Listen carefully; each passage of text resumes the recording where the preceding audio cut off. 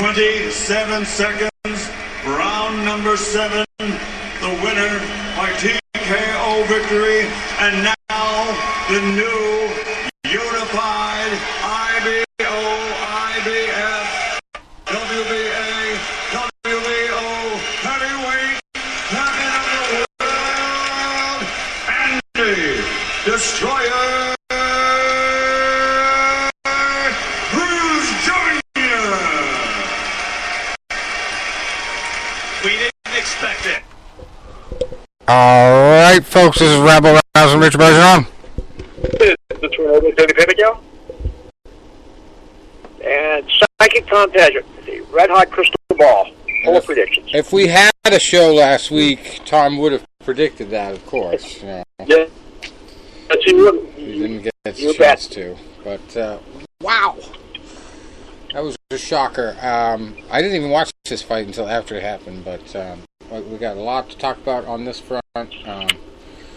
Number one, I gotta say, after listening to that, Michael Buffer acted like he had bet on Joshua with that and the new. I was expecting that to be a little bit better, that part. You know what? I watched the fight, and you know, it was funny because a day or so before the fight, I was emailing I was texting, which is Matt that I train. I was like, hey Matt, I'm not sure if you're working Saturday night. I know he works a lot tonight. I said, but if you're free, you're welcome to come over. I just subscribed to the Zone because I wasn't getting it until now because the last major fight on the Zone I was at. So, but I was just, yeah, if you want to come over. And he goes, sorry, Tony, I'm working night on Saturday. He goes, this guy Josh was fighting. He's a tomato can, isn't he? And if I have to send you guys a screenshot, I will, because I'm going to read to you exactly what I said to him last Friday. Let me find Potato Head, as I call him. Matt Toro, here we go. I said, the guy who's fighting Tomato Can, though, right? I said, Andy Ruiz is a talented fighter. He looks like a punch ball. He can fight. And going into that, a lot of guys were understandably sleeping on Ruiz. He's not a body beautiful guy. He's relatively unheard of. He was coming off, basically a short notice fight. So they were calling him basically the Mexican Rocky. Because, like I said, Rocky in the first movie was, basically only had like 5 weeks, and he was unknown, and so on. So someone said it would have been great if they would have had a picture of Joshua looking through the book of local fighters to fight. But if you go back and you look at Ruiz, he was 33-1 going into the fight. His one loss was a split decision loss to Joseph Parker in New Zealand. So to lose a split decision in a guy's home country, yes, sir. Yeah, that kind of means something. And he said the biggest knock on him in some of his fights was he didn't let his hands going up. So when you're fighting a guy from New Zealand in New Zealand, you can't sit on your hands. You have to sit there and you have to throw punches. Now you go back and you watch the fight now. Hindsight being 20/20. Go back and watch the fight, and I'm gonna tell you some of the things Ruiz did well from the opening Bella fight. He punched when Joshua punched. So one thing I always talk about, in the training method, is you're fighting a taller guy with to do most of my career. That you wanted to do is take his jab away, and that would be he jabs, you land something, and to stop jabbing and close, take away his height and his reach. If you go back and you watch Ruiz was landing a lot of punches to the chest. Chest. Ruiz, for a punchy guy, has very deceptively fast hands. He reminds me of the late Corey Sanders, who scored that shocking knockout from Vladimir Klitschko back in 2003. Corey, and sometimes he didn't look like he was always in the great shape. He had deceptively fast hands, and he was a hard puncher, as Ruiz is. So Ruiz, first 2 rounds, was throwing some punches to the chest. Every time Joshua would throw something, Ruiz would counter with something. getting his respect. Go to the third round, Joshua lands that counter punch, knocks Ruiz down. But if you look at Ruiz when he went down, it was flashed because his eyes were clear. He got caught, but he was never hurt. He got up and was like, okay, we think, hey, here he is. Joshua's going to come in and finish the show. But they were caught him. And it's like, now, that brings to the question, does Joshua have a weak chin? Maybe he does. I don't know. Because now, Joshua was knocked out in by a former guest, a friend of mine from Philadelphia, Joey DeWaco, who was brought in specifically because he's a short, stocky, thickly built guy, similar to Andy Ruiz. And Joey, for being a short, thickly built guy, is a surprisingly good boxer, as Ruiz is. So, but DeWaco was the prototypical sparring partner for this because of his physical attributes as well as his style. Right. So, now, obviously, you can't confirm or deny what happened in camp because these are reports, but no evidence has been seen. But when Joshua went down that first time, it was like he got hit. See him like his whole body stiffened, and a few punches later he goes down, and then he goes down again, 2 knockdowns, and Ruiz let him, compose himself. He never let him, recover. He kept the pressure on him. 2 more knockdowns in the 7th round. They stopped. Right now, the question is, was it a premature stoppage? I'm going to give you my take on it, where I say it was not. If you look at the first knockdown in the 7th round, Joshua's down. His mouthpiece is hanging out when he gets up. You can tell he's winded. You can tell out of gas. He's hurt. He's flustered. He's confused.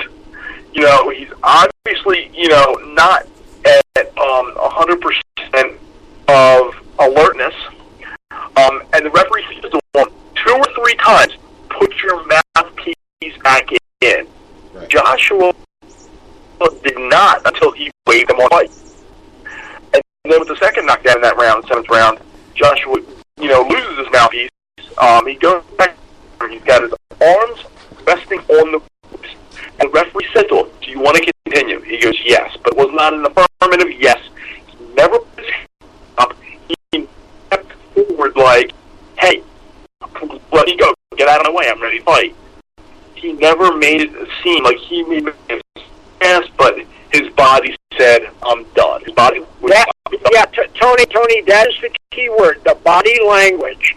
His body language said, I don't want to be here. This is not my night. Exactly. I think the stoppage was warranted. And a guy that I hang with at the gym sometimes, that I train sometimes, he's a boxing fan, but he's never had any fights. Explaining things to him, from a fan's perspective, and he has fan knowledge, but he doesn't have in-ring experience knowledge. So the one thing he was saying to me when we were talking on Tuesday was, he goes, why wasn't Joshua trying to use the distance? Why wasn't, it seemed like he was trying to almost fight him in close. And I'm like, well, for one, Ruiz took away his range early in the fight by, as I said earlier, jabbing to the chest, punching whenever Joshua punched. There was also a punch that landed in the 6th or 7th round that nobody talks about, but it was a right hand right underneath Joshua's heart, right above his rib cage, and that really, you could see, took a lot of the steam out of him. And from a guy that's been hit there, I know it's like almost like you're playing like a video game and you have like a full energy bar, and you take that one punch and your energy bar like cuts in half immediately. That's what it feels like in there when you take a shot like that. It's like your energy bar goes from like 100% to like 25%, and it's like you can't move, and it takes a lot of that steam out of you. That's why they say you finish body punches. So he's like, yeah, but why wasn't he using his range? Why wasn't he trying to do this, trying to do that? I said, well, because Ruiz took that away from him early. Second of all, and the guy says, wait a minute, but look how he recovered against Klitschko. He was down, he was hurting too, but he got up and he won and he scored for the knockout. And I said, wait, I'll go back and watch that Klitschko fight over again after he got hurt.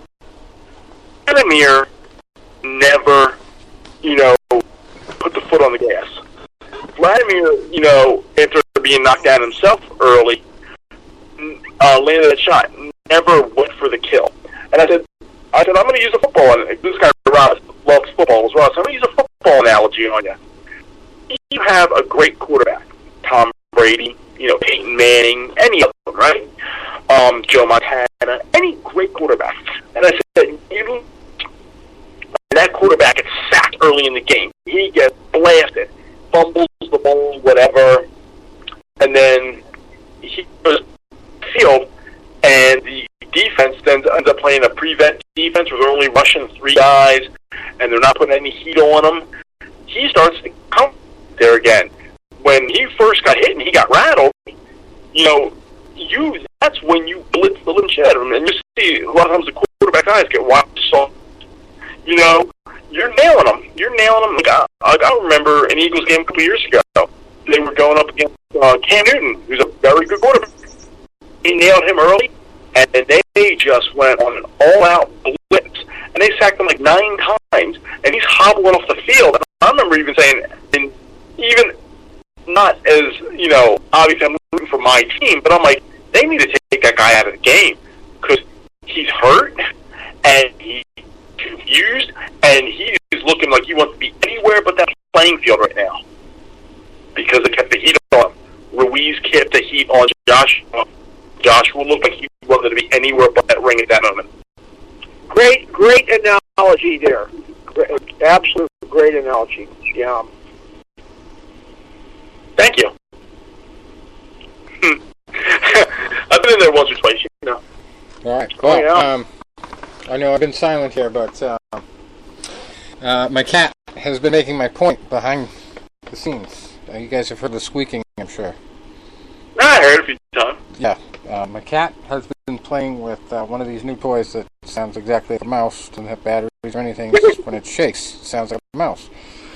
So she's actually been making my point, little Layla, named after the great Layla Ali, that Anthony Joshua came into that fight almost like with the mentality that he had to take it to decision or something, or that he had to put on a show, or that he had to let he had to let Andy Ruiz look good or something, because he literally spent the first few rounds treating Ruiz like a mouse, a cat toying with a mouse.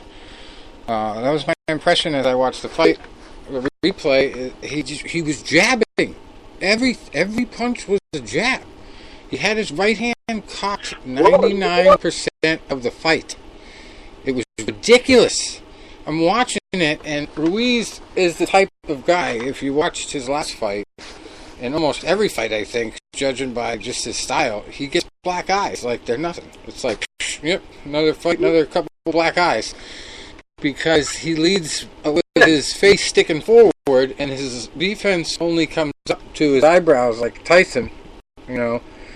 The max height is going to be right at the top of the eyebrows, but he does keep his hands up a lot, unless he's punching. But when he punches, he does the Manny Pacquiao. He throws 2 fists at once, leaving his face wide open to counters. But Anthony Joshua not only just threw jabs, but he totally disobeyed the advice of his corner, which was to fight long, or as Teddy Atlas used to say, fight tall. And that involves some jabs, but you can't just only do your jab. I mean, you're much taller, you have the reach. This guy's only effective when he gets in close. So, to just abandon your right hand like you forgot about it. What is the excuse for that? I don't even understand why his corner didn't notice that and start saying something, because literally the one time he threw a good, decent combination was when he knocked Ruiz down. Right. And then I'll tell you, he totally abandoned it. Here's what I think from a fighter's perspective and a analysis perspective. And I'm going to liken it to Vladimir Klitschko. Vladimir, if you watch Vladimir early in his career, when he was really blasting a lot of guys out of there, he was a very aggressive fighter. He was really jab hard, and then he would, usually follow it with a howitzer over right hand. Then you go back to the aforementioned with Corey Sanders in 2003, where he got blitzed by Paul Sanders and got dropped like 4 or 5 times in 2 rounds and got knocked out. After that, and then he had the next against Layman Brewster, the first fight, when he ran out of gas, and then he basically just collapsed, and Brewster ended up scoring by TKO. You watch Klitschko after that. Klitschko became a very cautious fighter, and he threw in those fights then probably 80% jabs. A lot of his fights, it became jab and clinch, jab and clinch. Now, you take Joshua, who, look at the similarities. Okay, both were Olympic gold medalists, both had a fight in that technical amateur style. Both started off their careers at 20-something and whatever, almost all by knockout. And both of them had that defining moment. Against Klitschko, it was that loss to Sanders. And for Joshua, it was that fight against Klitschko when he got knocked down.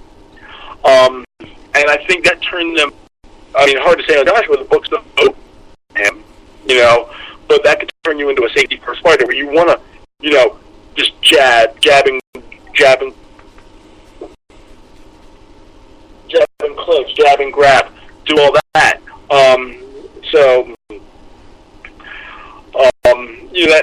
That may have shaken his confidence. Where I don't know if he can recover from that. And then the other thing is, like, when you're saying not taking the advice from the corner, when you're in a situation where you feel like you're under the fire, just like I said with the quarterback, right? Yeah. A quarterback is getting blitzed because it's getting blitzed. His coaches, he can go over to the sideline. Coach can show him, some of the pictures from the booth, and they can say, look, they're doing an outside blitz on 3rd down, and they're throwing someone in the cover, and you can see it, but your body can't pick it up. Your mind can't pick it up. It's like you can't decipher it. So, at the same time, I can see that he's going to throw a double jab, slip under, then throw a hook, but you can't react to it. It actually comes at you. That's what my analysis is on this. All right. Well,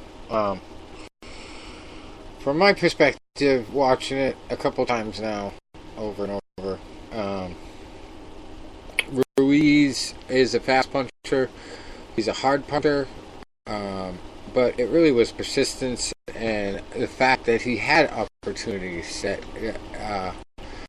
Anthony Joshua, it reminded me actually of an MMA fight, believe it or not, and it was Usman there against Tyron Woodley when he lost the title. Where it seems like he was thinking about the fight so much that he overslept or underslept, and he just was like in a bad dream for the whole fight. And I think that's sort of what happened to Anthony Joshua. He was just in a different world. Like, I don't know if it was like So is the question is, would it have to do with the punishment he took in the 3rd round and just made him drunk the rest of the fight? Was it that, or was it just a mental night off? Or are we focusing on him too much and not giving Ruiz enough credit? There's that possibility too. Oh, well, Ruiz has had 100 amateur fights. They talked a lot about that, and he does look unintimidating, but also you have, like we should have said Ruiz earlier, but talking about comparing it to an MMA fight, Anthony Joshua pulled a Czech Congo, coming in all chiseled and putting in a boring fight, and he has been kind of criticized for, not putting all this talent together in a dynamic fashion, and maybe that's why he was always afraid to face Deontay Wilder, and probably never will admit it, but he is susceptible to that knockout, obviously, and if he can get knocked out at that close of a range, obviously Wilder will make mincemeat out of him. Well, yeah, and you notice that there were always questions about Joshua. Even though he'd done everything he was supposed to do, there were still question marks. And I would never knock Ruiz for his effort. I mean, you talk about heart, getting right back up. You talk about skill, waiting for those opportunities. I mean, not only did he knock Joshua down all those times, but there was one time, it wasn't even the end of the fight, but he landed like 7 or 8 shots in a row on a guy who outreached him by a few inches. and ended up just beating him into the corner. And it was just like, not only Mexican Rocky, but it was like Mike Tyson's Punch-Out, the way he was jumping off his feet to land some of the shots.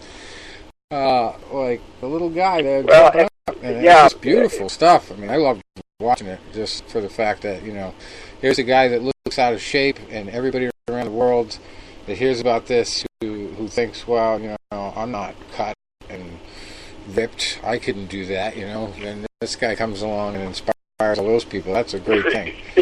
So I would But you also can't take away the fact that he would not have won that fight no matter how good he was if Joshua had fought smart instead of like, well, I'm just out for a Sunday drive, you know. We'll see how this guy punches, and then we'll take him out in round 5. In the words of Teddy Atlas, like he said, 2 things. First off, Ruiz set physical fitness back 50 years. He put Charles Atlas out of the business. But the second and most important thing, the serious thing, Ruiz acted like a fighter. He got knocked down. He I mean, his body language, there was never any doubt about what his intentions were. I mean, Ruiz would have got knocked out, fine, but there was no about him not wanting to be there. I mean, he got up, he did what he had to do, he came back in that 3rd round, and his body language throughout that was, I'm coming after you, and stopping. So, and the question also, a lot of controversy about Joshua exercising that rematch clause, but that's what he's done. What do you guys think about that? Well, one of 2 things.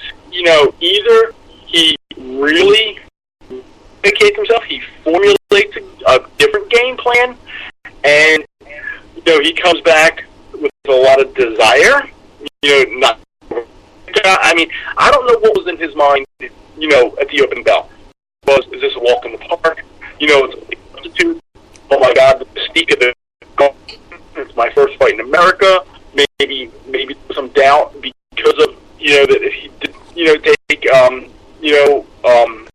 some shots or got knocked down or out in training camp.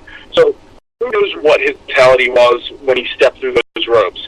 So now, you know, could come back, you know, refocused, dedicated, you know, with a different game plan.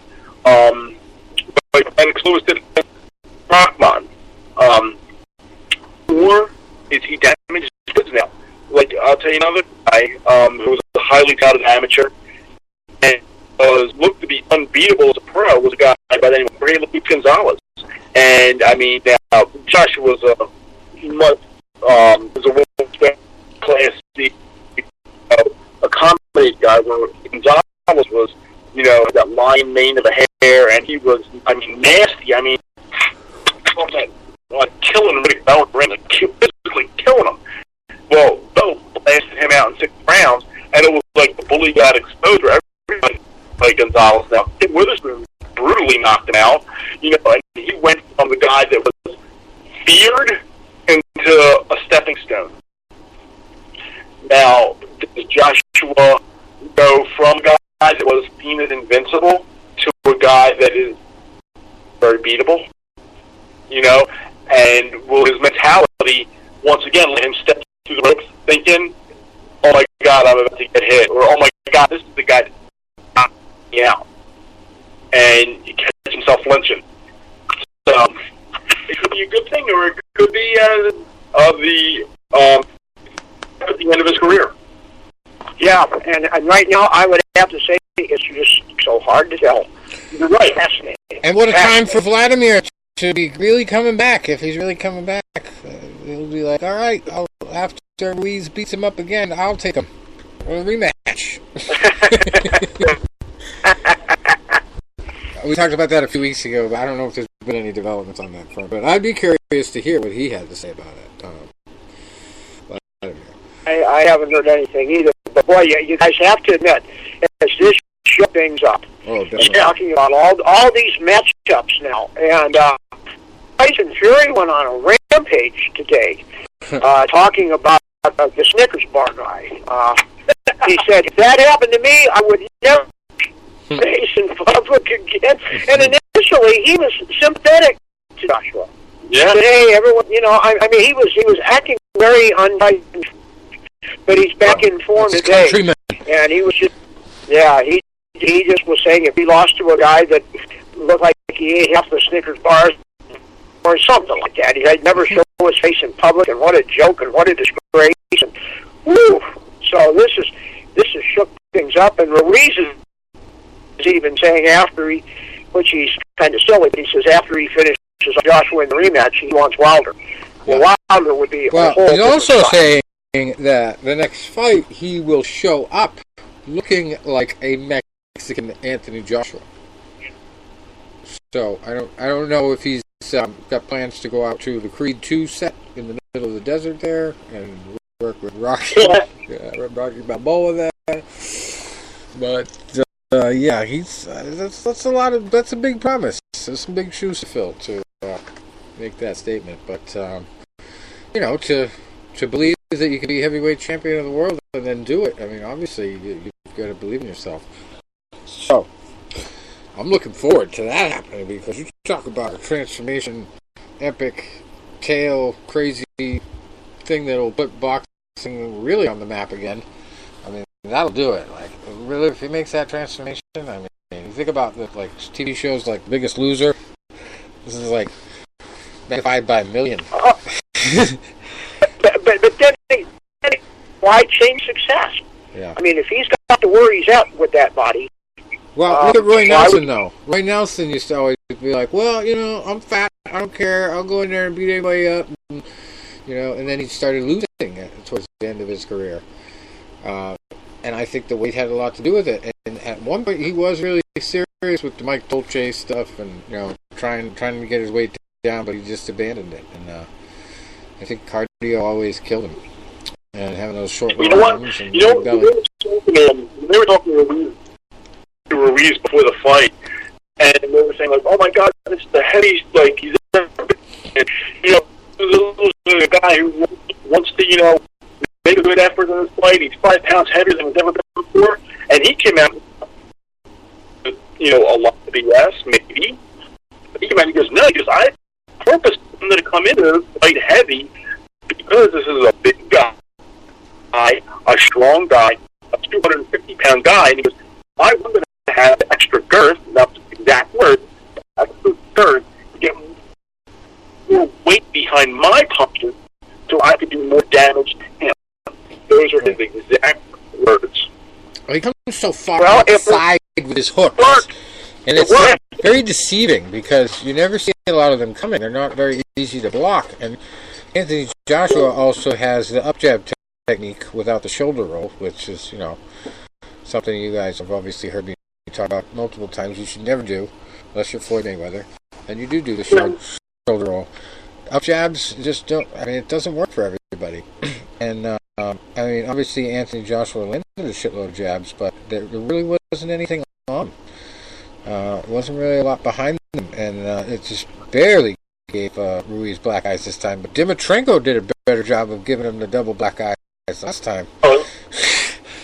And I watched that fight, too. I remember that fight specifically because I said, well, geez, this guy is like a little tornado. He just comes at people left and right. Hey. I knew you would like him, Tony. You know what? I'll tell you what's been one of the most positive things about this whole fight scenario, or full fight situation.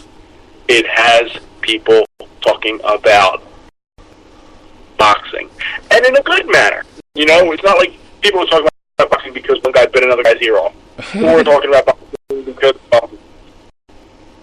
a big fight like Mayweather and Pacquiao that was underwhelming, or a big fight like Mayweather and McGregor that was more of a show than anything. this was or a bad decision, or a corrupt referee, something like that. Yeah, I would agree. There's no controversy in this one. Completely positive. You know how I went to work on Monday, and I had people that I walk sometimes with my coworkers. I had a 70-year-old woman asking me about fight. That's a good thing, right? Yeah. Well, I mean, obviously, Joshua was not the kind of champion like Mike Tyson that was blasting people out of there and getting the whole world talking. But it's just the fact that he was so much taller, in so much better shape, and there was so much more expectations out of him, and he blew it. I mean, he totally blew it. And I think that's a theme that we're starting to see in a lot of these organizations. Obviously, in the UFC too, it's happened where people get the title and it just changes for them.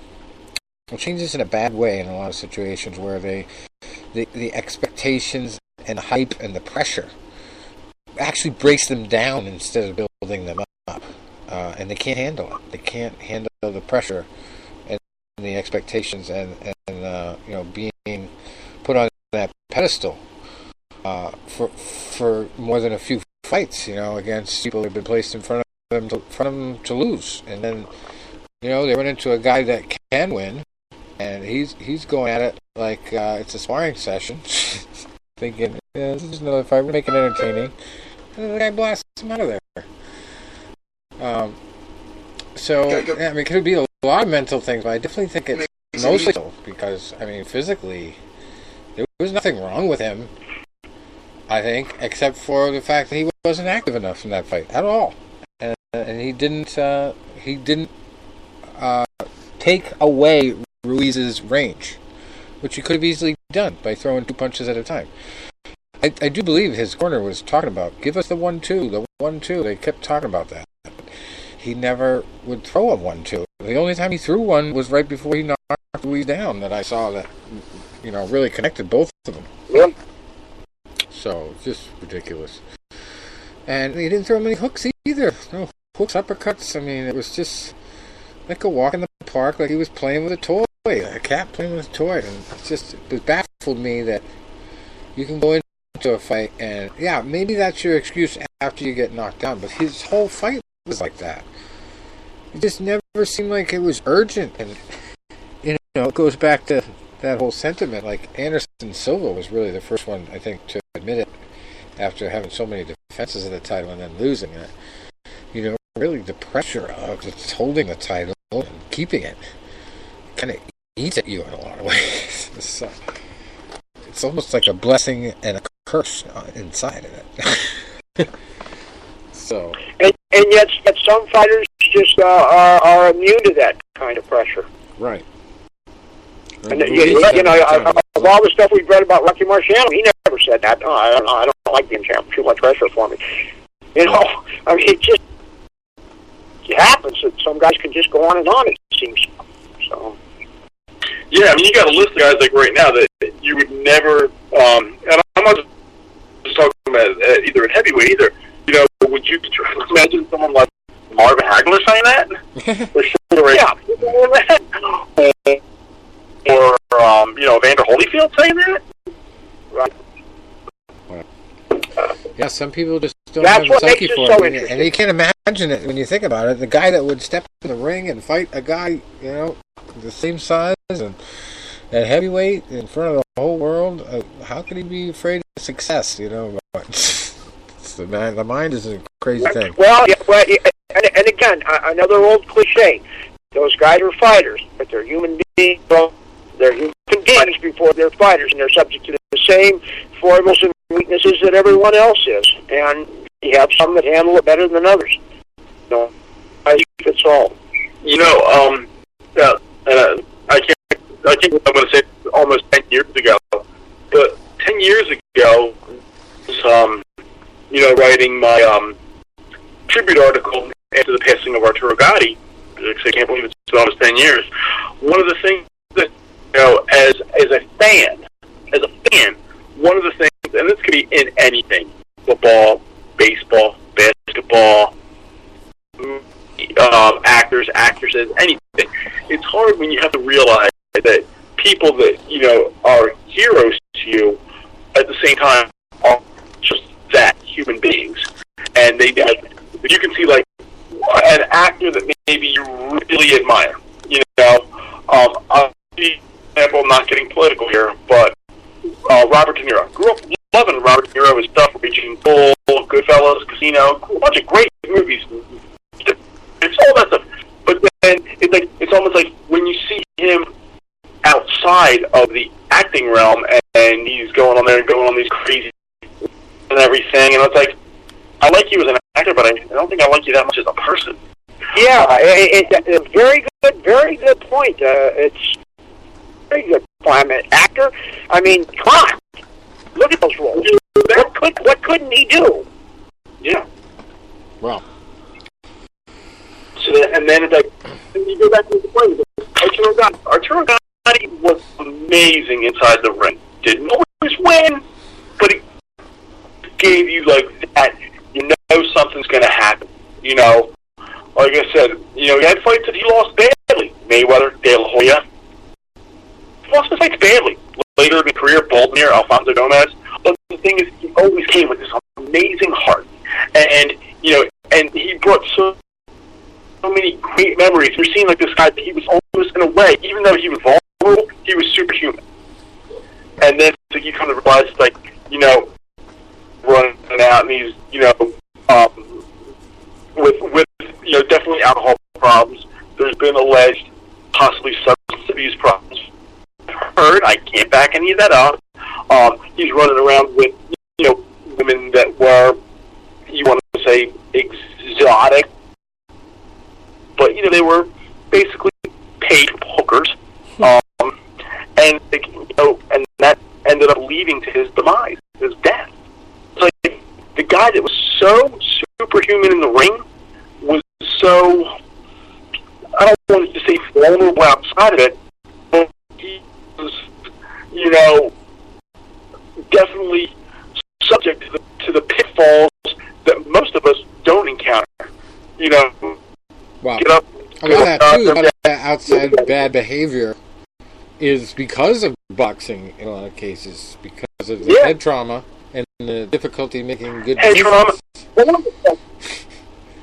One of the facts is, a lot of times, you'll see a lot of boxers say this, and I've seen a lot of say this, that they would do things in the ring that were so above average, so extraordinary, that they did things in their regular day encounters that were mistake prone because they felt they were, and I don't want to say above anything, but they were invincible.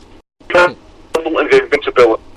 Yeah. Because, Rich, in fact, you and I were 1 or 2 fights away from meeting each other in the national finals at year 85, and we were thinking that, what we were about to do, we were invincible, Yeah. So, would I maybe have fought you inside, whatever? Yeah, because as I respect you as an opponent, I'm thinking whatever you could throw at me wasn't going to do enough, and I'm doing whatever I could, maybe make you throw a punch at me. I want to counter you, so I want you to punch at me. So I am resting on my invincibility to be able to land punches on you. And so sometimes when you go into your regular day-to-day life, you still live with that invincibility you think you have in the ring, and it doesn't always work that way. Tyson has started calling it that guy. That other guy that I was at the time. But yeah, it's interesting perspective. But another feel-good story, other than Ruiz, happened sort of under the radar, but it was on ESPN. The week before, we didn't have a chance to do the show. Jamel Herring defeated the Japanese champion Masayuki Ito by unanimous decision in the main event of a top rank on ESPN card in Osceola Heritage Park in Kissimmee, Florida. And Memorial Day weekend, he's a U.S. Marine, served 2 tours of duty in Iraq, and he gets the biggest win on Memorial Day weekend. I mean, you couldn't have scripted it any better, and he made it happen. 116 to 112, 118 to 110, 118 to 110. So obviously it was no controversy there whatsoever. Just boxed a smart fight and neutralized the right hand of Vito. He was 25-2 going in with 13 knockouts, and Herring had 20 wins and 2 losses with 10 knockouts. And it was just it was Herring's night. I didn't really watch a lot of the fight, but I watched a little bit of it. And I was thinking beforehand, man, I mean, they're playing the national anthem, and they got the Marine Corps color card in there. And I'm thinking, man, this will be crazy for him to win this weekend, and he did. Speaking of, we'll be going to tip our hats today to the folks who are still out there left from D-Day. D-Day 75th anniversary today. God bless. And I had the good fortune I had good fortune a few years ago now, to talk to a guy named Frank Zallet, who is on my YouTube page. But he was a World War II veteran, didn't go on to the shores of Normandy or anything on D-Day, but he was on the naval warp, supporting the war effort and all the islands and all that, and doing training missions down in Australia and New Zealand. And you talk to some of these people, and you just get struck by the fact that, you know, some of them, even when they weren't even old enough, I mean, they did not wait to be drafted. They literally wanted to walk right out of high school and join the war effort. That was, I mean, Pearl Harbor really stirred shit up, and it got that war going, and got a lot of people pissed off to the point where they didn't have to think about it. They would lay down their lives for this country. It was just attacked. And these guys went out there, and it was just such a brutal war, and they got it done. And, you know, sad that it had to end with the nuclear bomb there, but you know, D-Day was also a big part of it. You look at it like this, not to get off topics much, but that's in a situation you are doing something extreme. Effort, as crazy as it sounds, in effort to save lives. Yeah.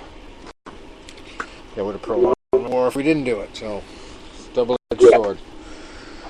But anyway, we have a lot to talk about. We're not going to go over all the fight results because it's 2 weeks worth of stuff that we have to go back to, but I've got a bunch of news stories here, and we're going to go over last week's UFC fight card and an upcoming one.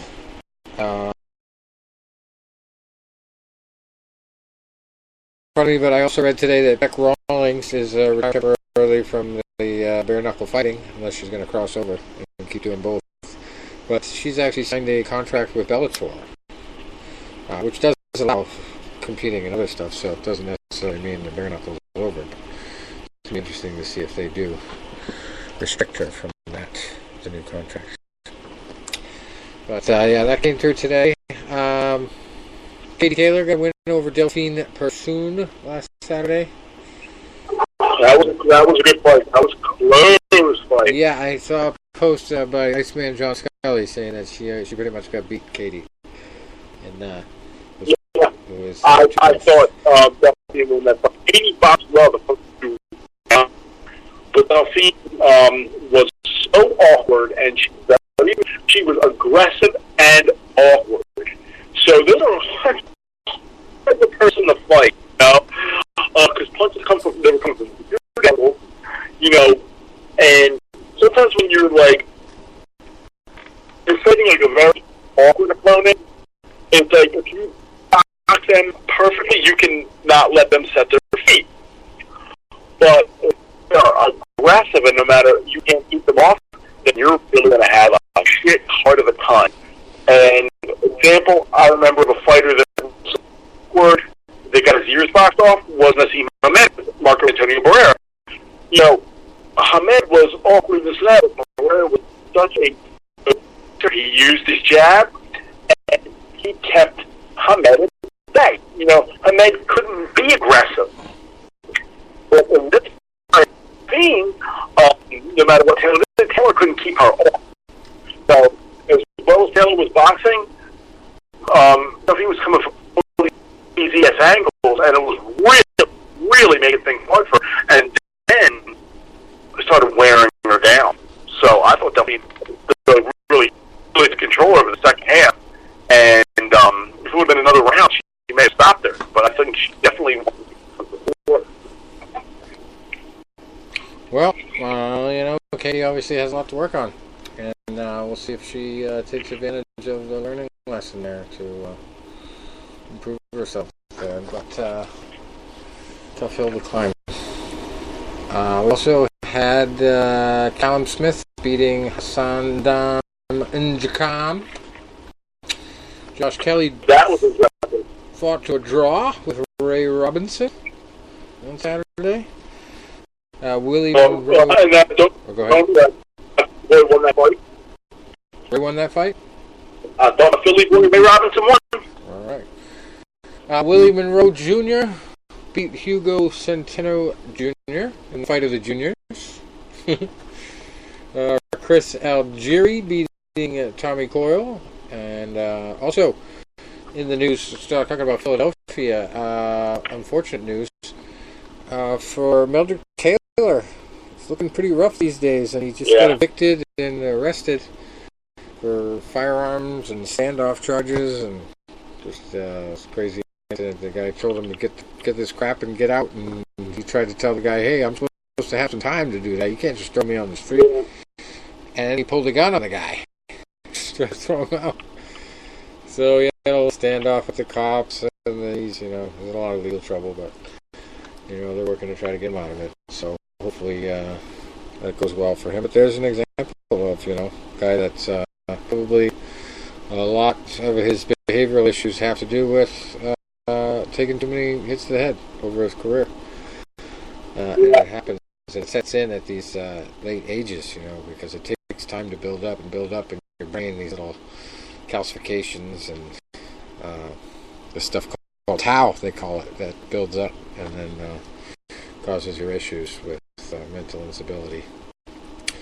Well, yeah, it's unfortunate it's happening to a lot of guys, and you're going to see it happen to these MMA fighters too, especially now that they're doing these, some of these UFC guys, they're using their name to go do other things like this, burn fighting and all this other stuff. And speaking of guys doing it probably a little too long, Zab Judah is in action tomorrow night, 44-9, fighting out of Las Vegas, and he is fighting a guy named Cletus Selden, who is 23-1 at the Turning Stone Resort and Casino in Verona, New York, and it's for a title, the NABA Super Lightweight title. I haven't heard of how he's done lately, but he actually has been fighting. Even though his status on BoxRec says inactive. His last fight was January of 2018.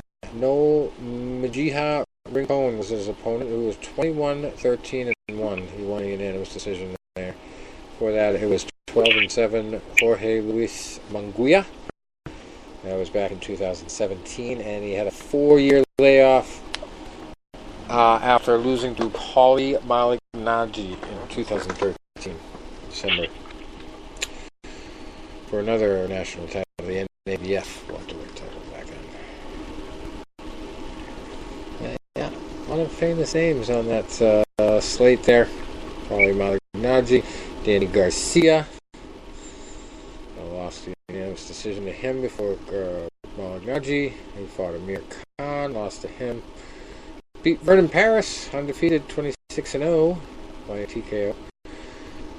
He beat Lucas Matisse for the first time back in 2010. He was the very first person to beat Lucas Martin Matisse. I think what would be his prime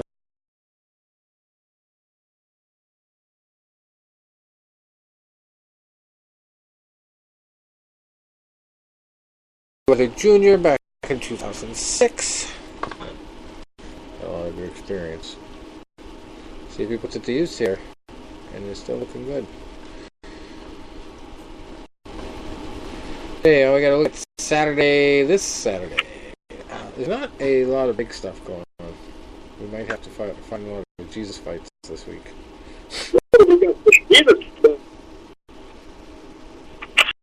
Saturday night.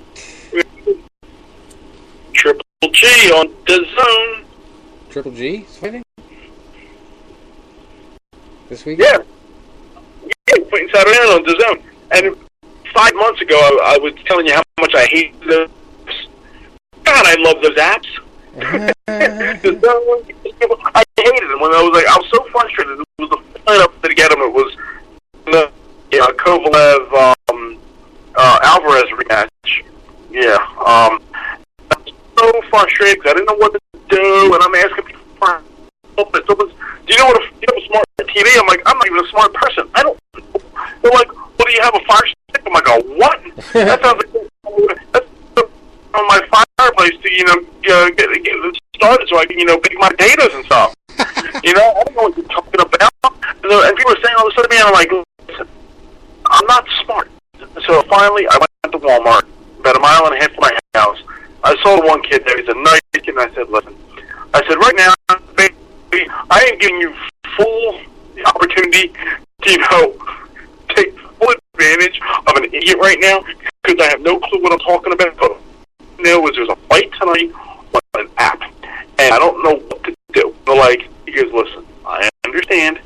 He's like, and he sold me a product for $39, and he told me how to set it up, and I did, and it took me 10 minutes, and I was like, oh shit. Then that fight was on ESPN Plus, and I downloaded ESPN Plus, and I did my $5 subscription, $5 a month. I've been getting at least a fight every 2 weeks. I'm happy about that. And finally, I got DAZN, which I downloaded this week. Now, I'm not a math major, so you guys might be able to help me out here. It's $20 a month, or $99 for the year. I don't know how that equates, and why anybody would pay for it month to month. Because if you did something like that, I'd get the piece. But I'm like, I'll take the year subscription. Thank you very much. And the thing is, I have them on my TV on my big picture, and they are crystal clear. And I'm happy as a picking chick because I'm getting a lot of fights now. And you figure that fight last week, if that was a pay-per-view, you're looking $60 easy. You get a fight like an HD, like when Kello's going to fight again in September. If that was on pay-per-view, that would have been like $75 to $100 easy. I'm paying that one time for a fight instead of this subscription for the whole year and getting all their fights. So something I hated 5 months ago, I love right now. Sorry, I'm not laughing at you. I'm laughing at this record. The records of these people fighting in Louisville. You can laugh at me as much as you want, because I'm a very humorous person. This is some funny names on this card. It's not really anything entertaining here, but we got some mismatches of the week for sure. And a card at the Expo 5 Arena in Louisville, Kentucky on Saturday. and here's the best one, okay? This is what you call an opponent in training. He is 0-10. Anthony Overby. That's his name. Anthony Overby. Overby. Okay. 0-10. So what's over there? You're like, this fight's over. Bye. Yeah. Couldn't make it up. It's true. We also have a guy, Michael Polite Coffee. He is 6-0. Much better record. Coffee? Polite Coffee. Oh, you were better than him. Rude coffee. Right. I don't like coffee. Then we got Demetrius Walker in action. He's 8-26-2, fighting Dimitri Bentley. Yeah, that's a good matchup. Main event is Salito Henderson at 5-0, fighting Marquise Pierce, who's 1-14. It's a great record. Not really.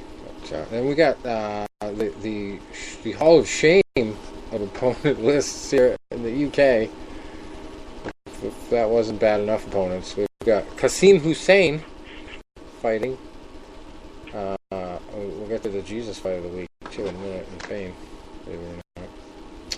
Here's Qasim Hussein. He's 4-86-2, fighting Yasser Al-Ghenna at welterweight in the United Kingdom. Also, the Fons fight of the week. Fons Alexander, 6-95 is his record, fighting Neil Parry. But the one I recognize right away, I wonder if this is the kid that I taught how to box. Billy Jackson was his name. 2-0. He was a little kid on my boxing team that could bend backwards at the waist. He reminded me a lot of Jack Dempsey because he was just so nutty the way he fought. But totally annoying kid. Talk about differences between inside and outside the ring. He was not really a tough kid. He was kind of a dork in social settings, but he could fight. It's pretty crazy. He's fighting a guy named MJ Hall. Billy Jackson is 2-0. MJ Hall is 0-37-2. You get those 2 draws. But yeah, let me just say Billy Jackson. Billy the Kid Jackson. He's from the United Kingdom. This kid was not from the United Kingdom. Different Billy Jackson. Nice war. Jesus fight of the week is Jesus Sanchez. Fighting in Spain. Let me bring it up here if I can find it again. Jesus, where are you, Jesus? What I have here.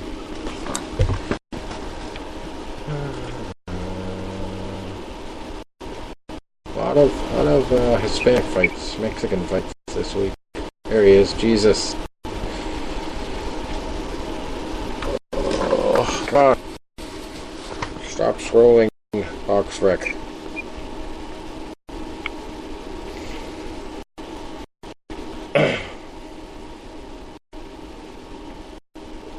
Okay, Jesus Sanchez. He is 10-1, fighting Andoni Gago, who is 21-3-3, and this one's for the title, the vacant EBU European featherweight title. And Jesus should have the featherweight title because he has wings, I think, right? He's an angel. Jesus. But anyway, this is in País Vasco, Spain. Co-main event is sort of a better fight. Kermain Lajaraga. He's 27-1, fighting Luis Solis, who is 25-9 with 4 draws. With a vacant WBC Latino super welterweight title. Nothing too crazy on the rest of that card. And we get down to the big fights. There's one on ESPN. And main event there is Óscar Valdez against another Sanchez, Jason Sanchez. And this is the Somebody's Always Got to Go fight of the week. Top rank in ESPN. And our buddies out there in Nevada, Reno, Nevada. Let's get it on promotions. Tommy and Terry Lane, the sons of Mills Lane, co-promoting this one. So this is at the Reno Sparks Convention Center out there. Óscar Valdez in the main event, 25-0 against Jason Sanchez, 14-0 for the WBO World Featherweight title. And I'll have their knockouts match in front of me, but should be a good featherweight bout there. And then light heavyweights, Michael Seals, 22-2, and Christopher Brooker, who is 14-6. And we got another Ruiz in action. And speaking of Andy Ruiz, I didn't mention, we've also had the good fortune of not only interviewing the guy that I guess it's pretty much undisputed now, knocked out Joshua in sparring, Joey DeWaco. We also interviewed John Ruiz, the last heavyweight champion named Ruiz. Yeah. So, and they didn't mention that. I thought they would mention John Ruiz's name at some point. All the hype after the fact, but I haven't seen it. They did was because Andrew first heavyweight champion of Mexican descent. I know Chris Arrow was hoping to have a designation. He fell short on his attempt. Where John Ruiz was of Puerto Rican descent. Yeah. So, well, I mean, I thought they would mention, this is the second Ruiz to win, and then, at least say that. But no, they didn't even mention that. Nobody made that connection but us, I guess, probably. Then lightweight Gabriel Flores Jr. is in action, also on the ESPN card. He is 13-0, fighting Salvador Braceno, who is 15-3. We got Gennady Golovkin versus Steve Rolls, who is undefeated, 19-0. Probably nobody's heard of him, but Gennady comes in at 38-1-1. Obviously, the ones are thanks to the big Canelo, the big beefed up Canelo. yeah. Anyway, Israel Madrimov in the co-main event. He's only 2-0, but fighting Norberto Gonzalez, who's 24-12. And then we got a title, the WBC International Silver Super Middleweight title. Ali Akhmedov, 14-0, fighting Marcus McDaniel, who's 15-0. So that's our other, somebody's always got to go fight. And I don't know if he's related to Raquel, but Courtney Pennington is in action in the undercard. He's 12-3-3, fighting for the USBA Super Welterweight title against Charles Conwell, who is 9-0. And we have one in Ohio, Northfield, Ohio. You know where that is, Tom? On the central part of the state, I believe. Main event there is Antonio Nieves, 18-2-2, fighting Jose Alfredo Rodriguez, who's 32-9. And I do believe Muhammad Ali is fighting this week, even though he's dead. There's a fight. Muhammad Ali is in action. I just saw it. Where is it? The guy's literally named Muhammad Ali. Wow, what a name for a fighter, huh? Yeah. Only small shoes, you know. There he is. It's in Hessen, Germany. He's fighting TBA, which they should have it figured out since it's Saturday, the fight's happening. But here's this guy, Muhammad Ali Dermaz. His record is 23 wins, 28 losses, and no draws. But he's won 5 out of 6, so I think he's getting it together. 5 out of his last 6. Yikes. So, of course, we got to talk about UFC Fight Night 153 and the total exodus of the fighters who lost here. Alexander Gustafsson walked away from the cage after his 4th round submission by rear naked choke. And there was another guy who just looked like he was doing the motions. Like, he was showing up a paycheck. He had trouble with his leg bleeding at the beginning of the fight. I didn't watch the rest of the card, but I did watch this fight. And I just thought it was very good on paper. Like, it was a great matchup. But in the ring, they just frustrated each other a lot. And then it was just a matter of Anthony Smith getting the better shots in.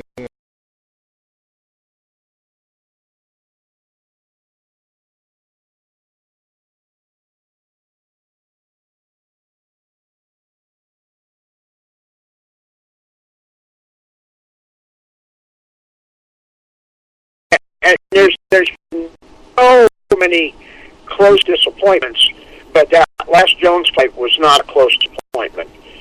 And just got worn down. I mean, it wasn't anything down on Anthony's part. It was just being able to put it all together. And Alexander, again, like Joshua, did not use his height to his advantage. I thought he should have been throwing a lot of leg kicks.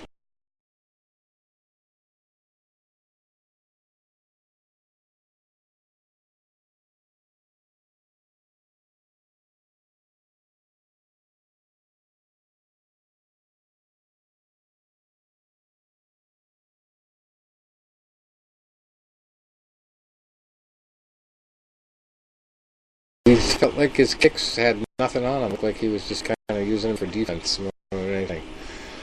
So like I said, it was just like he was going through the motions there. We also had Jimmy Manuwa. Yeah, I just think with him, it was just one disappointment too many. Mentally, I think it's the right decision to retire. Yeah. Jimmy Manua lost by head kick to Alexander Rakic, and he walked away from the sport. Granted, his fourth straight loss, but yeah, crazy. We also had another fighter, King Mo. He wasn't on this card, but King Mo walked away as well. Bellator was his last home, and he'd been fighting for Ryzen here and there. But he is retired officially. But getting back to this UFC card, we had the other fight under the co-main event. Makwan Amirkhani beating Chris Fishgold by anaconda choke in the second round, 4 minutes and 25 seconds in. Christos Giagos beating Damir Hadzovic by unanimous decision. Also Daniel Teemer over Sung Bin Jo by the same result. 2 unanimous decisions in a row before that. Sergey Kendozko over Rostem Akman. Lena Landsberg over Tanya Evinger. Unanimous decisions. Then we had a first round knockout. Leonardo Santos over Stephen Ray. Frank Camacho over Nick Hine by TKO. 4 seconds left in round 2. That one went down. Bay Malecki over Duda Santana. A female fight was a submission win for Bay by rear naked choke. Just 1 seconds in 2. We had Devin Clark beating Darko Stosic by unanimous decision, and Joel Alvarez versus Danilo Bellardo by TKO. And 2s were wide there. It was 2 minutes and 22 seconds into the second round. And speaking of the UFC, you will soon be able to own a piece of it. You might be Dana White's boss, because the parent company of the UFC, Endeavor, they only have a certain percentage of the company, but I believe it's a controlling interest. So they're filing for an IPO, initial public offering. So you will be able to buy stock in this company, and they don't only own the UFC, they represent some of the greatest talent in Hollywood and sports. And they have a lot of different companies underneath their wing. I think they just bought a streaming company as well. We talked about that, I think, a couple months ago, the big streaming company that they bought mainly to support the UFC. But yeah, I would have to say that'd be a good stock, but also you got to remember that they put a lot of stock out there already to some of the big players in the industry. Conan O'Brien has UFC stock. Tom Brady has UFC stock. I think they put out a bunch of different offerings to different people. Conor McGregor still wants his piece. Here's a big one, a UFC story. Yoel Romero, okay? $27 million richer, him and his lawyers now, because the tainted supplement defense actually turned out to be true in his case. Gold Star Performance Products produced the supplement. Yoel Romero sued.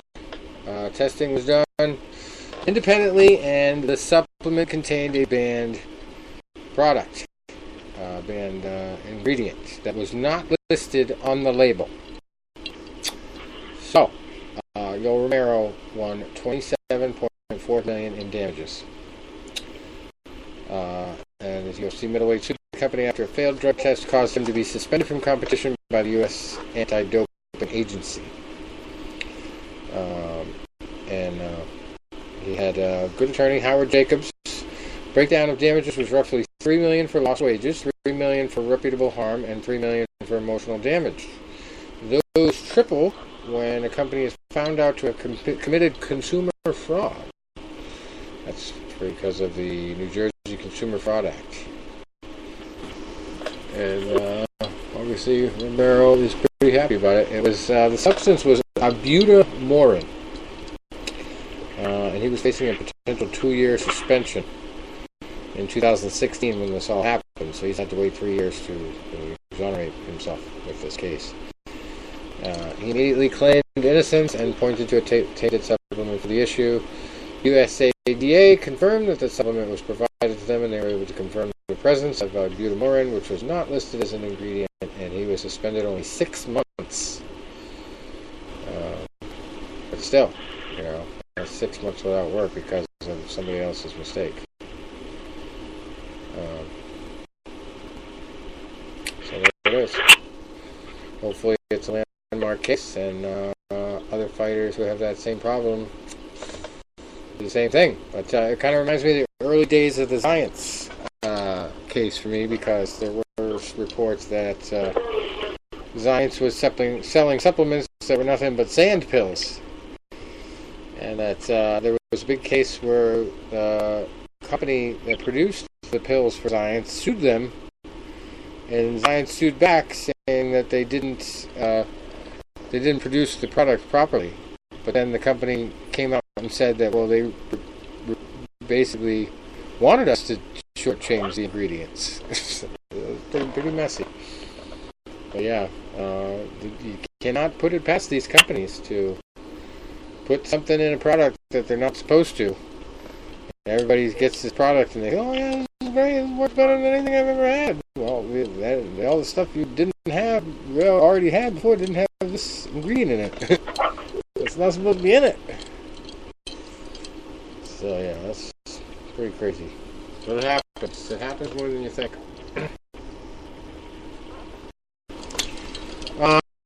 WWE news here. Ashley Massaro. This cause of death has not been confirmed yet, but I do believe that there's hints, at least, that it was a suicide. And there's... I heard she was out hanging, so yeah, been there's a lot of... pretty much confirmed that it was a suicidal situation.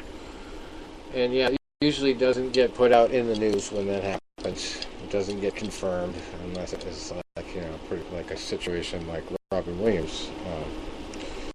But this is a big concussion issue too, as well. I mean, you don't think about it as much with the female fighters. You think in wrestling in particular, you got the divas and that part of it, and they do a lot of physical stuff, but it's like, you think of them more as like sex objects for the WWE, especially because they always try to pick girls with good bodies and everything. But in this case, it's pretty obvious she was concerned about it. She actually was one of the people that wanted to donate her brain to studying CTE. So, although she was out of the WWE at the time of her death there, you have to wonder if the time in the WWE was related to her condition that led her to this. But yeah, pretty crazy. The American Journal of Sports Medicine found that the rates of concussions among college athletes were higher for male amateur wrestlers than for football players. So I don't know if she was an amateur wrestler, but pro wrestling is obviously different in a lot of ways. But their injuries are still real. It can be as serious as combat sports. So. They even said when they had the 12 years ago, in fact, I think it was 12 years ago today, if I'm not mistaken, the situation with the double with what, and then the suicide himself. When they the CAT scan reveal on his brain, they said he had tremendous history of brain damage and I don't know if scar tissue is the right word to use, but his brain was like the equivalent of like an 85-year-old Alzheimer's patient, and he was only in his early 40s maybe when he passed away. Yeah. And they said what attributed a lot to him was two moves. One was he did a diving headbutt from the top rope, and then the other one was he would do what they call it a German suplex, where he would get the guy from the back, wrap his arms around, like flip them back over. But a lot of it he was also landing on his own back of his own head when he executed that maneuver.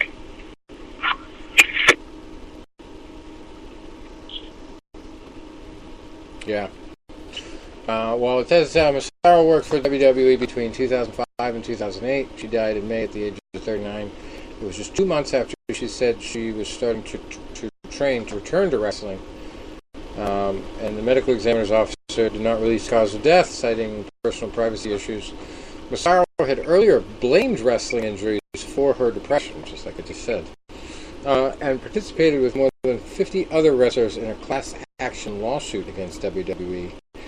And her lawyer said, like everyone on the WWE lawsuit, Ashley was committed to the study of CTE in professional wrestlers who have been neglected, and it was her desire to donate her brain to be studied.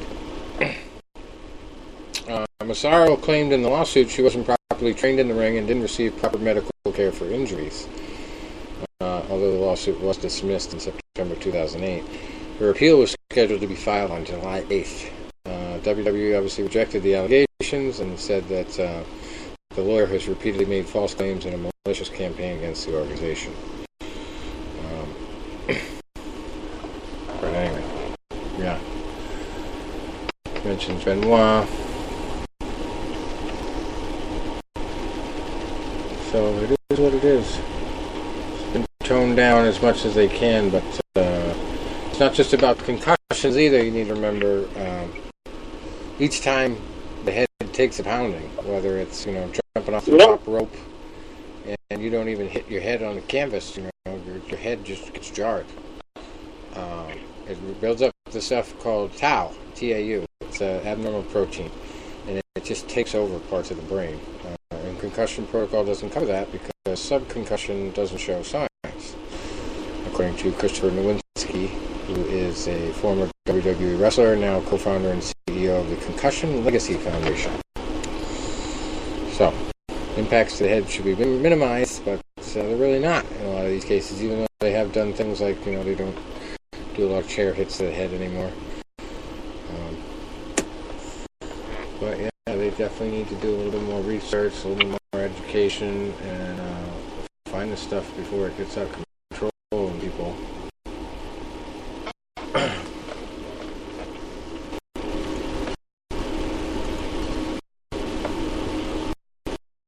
Alright. So we talked about Jimmy Manuka both retiring, Beck Rollins going to WWE. I do believe we've got some upcoming MMA fights, and that'll be it. Unless you guys got some other news I forgot to mention. Okay, June 8th, UFC 238. Cejudo versus Moraes. What's happening? Henry Cejudo versus Marlon Moraes. And we have to go. Bellator might be another week, I believe. Yeah, we got another week before McDonald versus Gracie in the continuation of that tournament. Also, I didn't talk about it, but the Professional Fighters League had some vicious knockouts, some viral knockouts in their last show.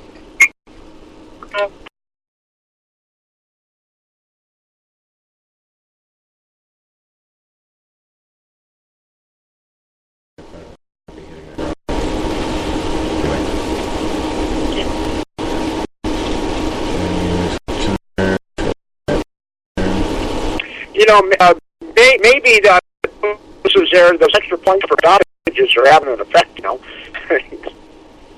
Yeah. So, UFC 238, Henry Cejudo coming in at 14-2, Marlon Moraes 22-5-1. And then Valentina Shevchenko in the co-main event, 16-3 against Jessica Ai, who's 14-6. I think Cejudo is probably going to walk right over Moraes. I don't think we need to have a super... You think so? Huh? Crystal ball reading on that one. I don't even know why he's trying, I gotta admit, because Henry is on fire. Marlon had his moments, but he just never could put it together in his previous opportunities with the title. So I just don't give him much hope here. Although, you always got to give a puncher's chance to anybody who gets in there. But the big fight on this card, I think, is the co-main event, I guess you call it, Tony Ferguson versus Donald Cerrone. This is going to be a potential war right here. Ferguson, very brash fighter in the realm of Max Holloway, likes to take a lot of punishment to get a lot of punishment. Just seems to react better that way. I don't know what his deal is, but yeah. Tony is just a madman in there. And he's talented too. He does have potential, but Cerrone, I think, is going to be a little craftier. Ferguson comes in at 24-3. Cerrone comes in at 36-11. And I do believe Cerrone is hungry for this title shot, this title opportunity he's going to get from winning this fight. It's definitely going to be a war of attrition. Who gives up first? I think Tony has the punching skill, but Cerrone has the mixing it up skills, the wrestling, the BJJ. Well, yeah, and like you said, and Cerrone has so much momentum. Tony hasn't fought in a while. Right. And Cerrone, I guess that marriage and having a child has really settled him down. I mean, he right now, but this is a terrible fight to predict. I mean, because Tony Ferguson's just been a monster. Yeah. I mean, just operating on a whole other level. But I just wonder if the inactivity is going to hurt him. We'll see. We will find out. Also, Jimmy Rivera has been out for a little while. He is 22-3, fighting Peter Yan, who's 12-1. And we got Tai Tuivasa fighting at 8-1, fighting Blagoy Ivanov, who's 17-2. We got a female fight in the middle of the card, Tatiana Suarez, 7-0, fighting Nina Ansarov, who's 10-5. We got Aljamain Sterling fighting Pedro Munoz. Sterling is 17-3. Munoz is 18-3. Carolina Kowalkiewicz, 12-4, fighting Alexa Grasso, who's 10-2. And the Boston guy, Calvin Kattar, back in action. He's 19-3. He took a loss in his last fight, but fighting Ricardo Lamas, who's 19-7. Angela Hill, also in action, 9-6, fighting Jionan Zian, who is 10-1. Second fight of the night, Bevon Lewis, 6-1, fighting Darren Stewart, who's 9-4. And then we have a female fight, one of my favorite female fighters, Joanne Calderwood, 13-3, fighting Caitlin Chukagian, who is 11-2. That should be a good one there.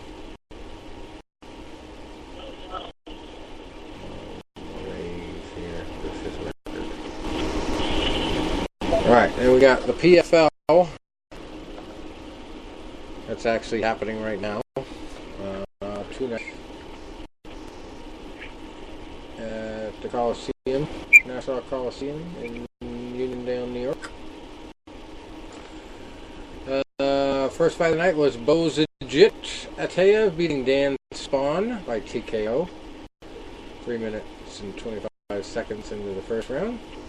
Ante Delija beating Carl Sumanatufa by unanimous decision. Also Maxime Grishin beating Jordan Johnson by UD. Prince Mar Barroso beat Alex Nicholson by split decision. Rashid Yusupov beating Mikhail Mokhnatkin by unanimous decision. I get some hard to pronounce names. Coming up, we got Ronnie Marks. That's the next fight against Sigi Pasaleli. Raheem Cleveland versus Victor Nemkov. Valdrin Ishrefi versus Ali Izaev. Jared Rochot versus Denis Goltsov. Satoshi Ishii versus Ezekiel Wiley. Calvin Keller versus Muhammad Baris in the main event. Vinny Magohays, 18-10, fighting Emiliano Sordi, who's 17-8. And that's about it, I guess. Till next week. That was a lot to pack in one show there. We'll try not to miss next week. Okay. All right, guys. All right. Enjoy the fight. All right. Well, gentlemen, always a pleasure. And I'll talk to you next week. Yeah, all right. And go Bruins. We need to come back. Down 1-0 here. I have no horses in the race. No, I have nothing. See you later. Thanks for shopping by.